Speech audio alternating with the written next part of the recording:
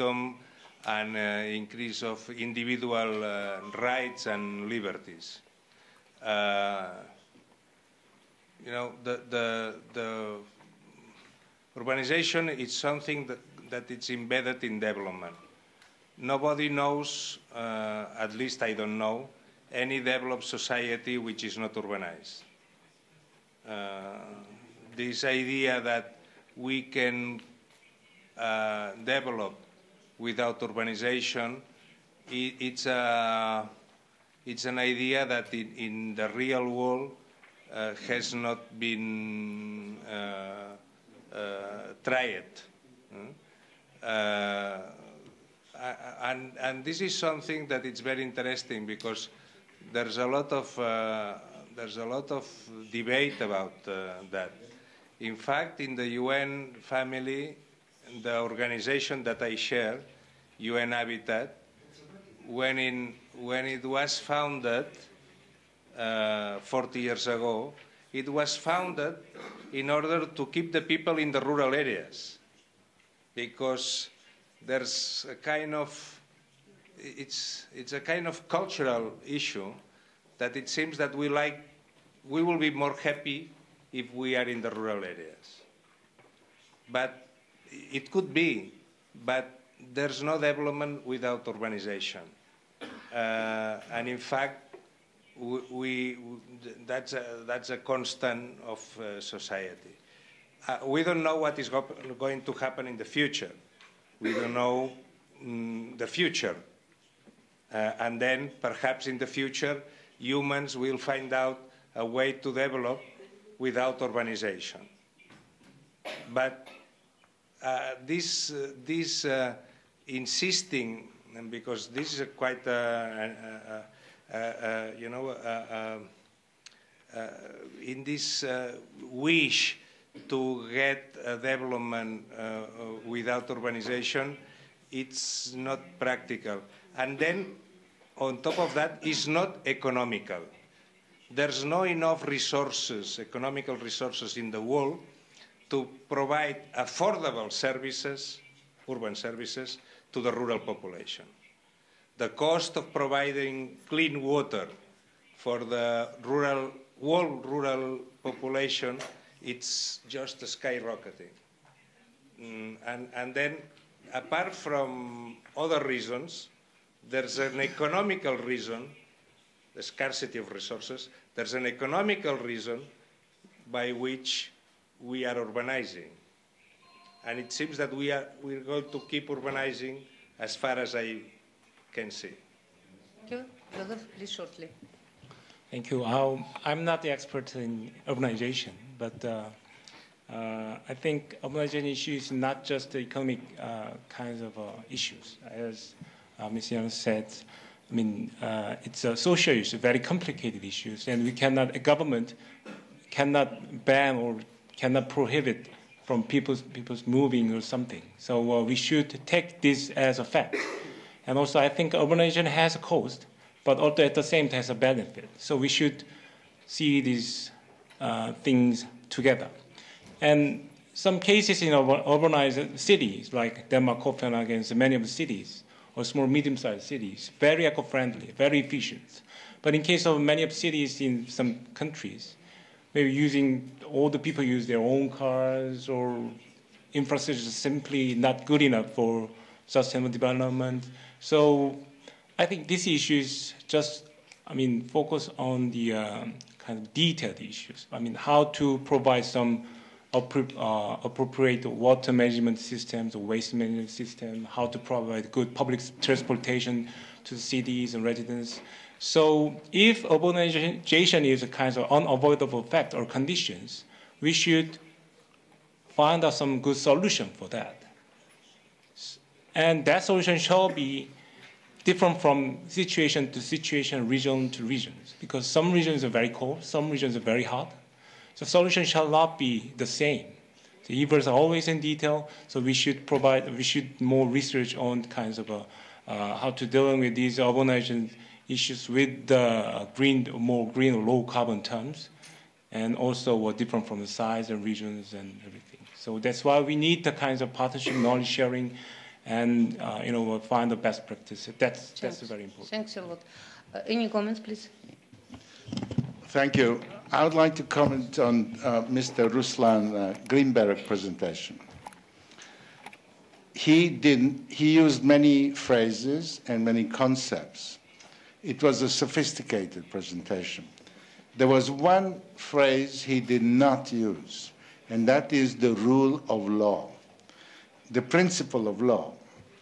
And it's very directly relevant in the Russian case because the lack of development is because of the lack of active elements, which are mostly small companies. Some small companies become big companies, others don't. But they are the ones that do innovation. Innovation is small company. Big company, they don't innovate. They produce, but they don't innovate. Now, the small company is weak. The small company is not a friend of the president. It doesn't have the minister, the president, powerful people. It needs the law. So when Russia opened in 1991 in a heroic way, and huge things were done, tried to learn many things, tried to do many things, the only missing piece was the rule of law. And it still is the missing piece. And the rule of law simply means this, that a normal person who gets in a quarrel with another person doesn't use a gun and he doesn't telephone the minister. He goes to a lawyer, he goes to a court. Now, if you have the rule of law, you can have small companies, small businesses, and therefore you will have innovation, development, and employment. Now, the interesting thing about this legal thing is that it's connected to your discussion about cities. What is a city? A city is, first of all, freedom, and second, rule of law. They run away from the village that you love so much, Mr. Ambassador, beautiful village with the trees and so on, to go to this ugly city because they are free from the family, from the community, from the tribe. Now, once they're in a city and they're free, they would all kill each other unless there is the law.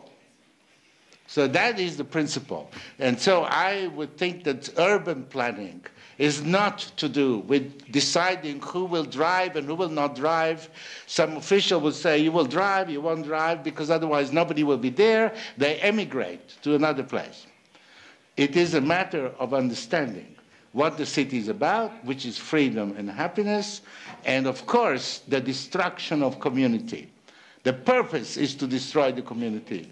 So this nostalgia is a very dangerous one. And what I'm concerned about is the rediscovery of an artificial community through this idea of top-down planning.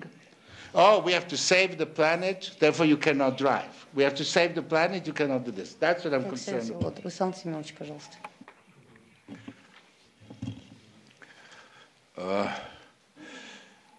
Let me make 2 points concerning your question. As far as the rule of law in Russia, I didn't mention this phrase because this notion because allegedly it doesn't exist in Russia, but I think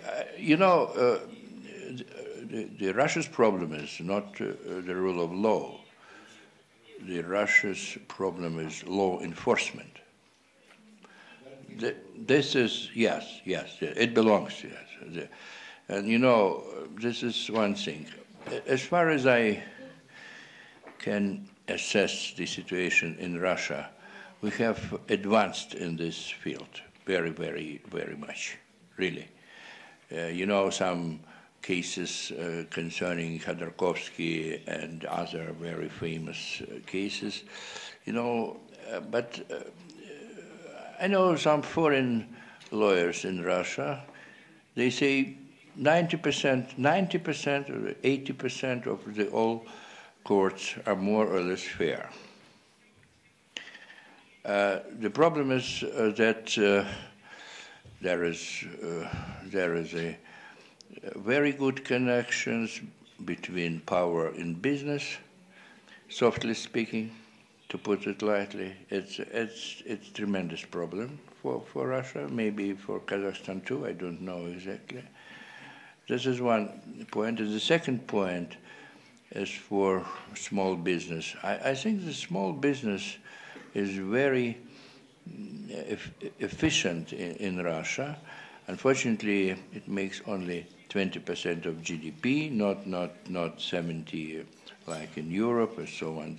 But it has nothing, from my point of view, it has nothing to do with the absence of law of rule, because our economy is very deindustrialized. The big companies don't need the small business, and if you have not big business, I mean in manufacturing, you don't need a small business too. You know, we have a brilliant small business enterprises in construction, in services, in food. All these things are very good. But in comparison to Europe, where around the big companies, there are small companies which compete with each other for orders. We don't need, you know, the country doesn't need such small businesses because the raw material and carbon industry, they don't need small business. This is my point here. Thanks. Так, пожалуйста. Okay.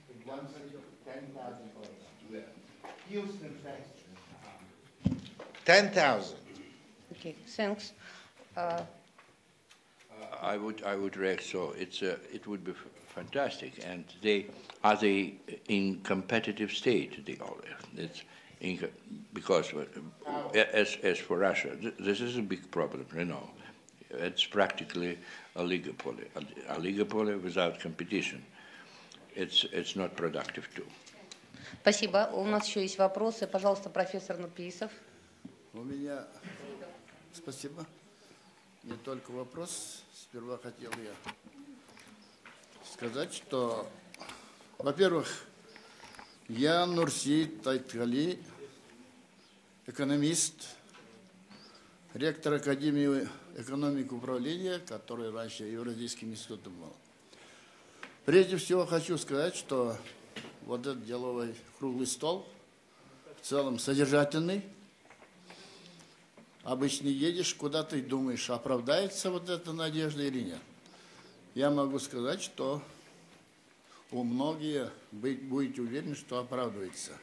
Теперь по существу.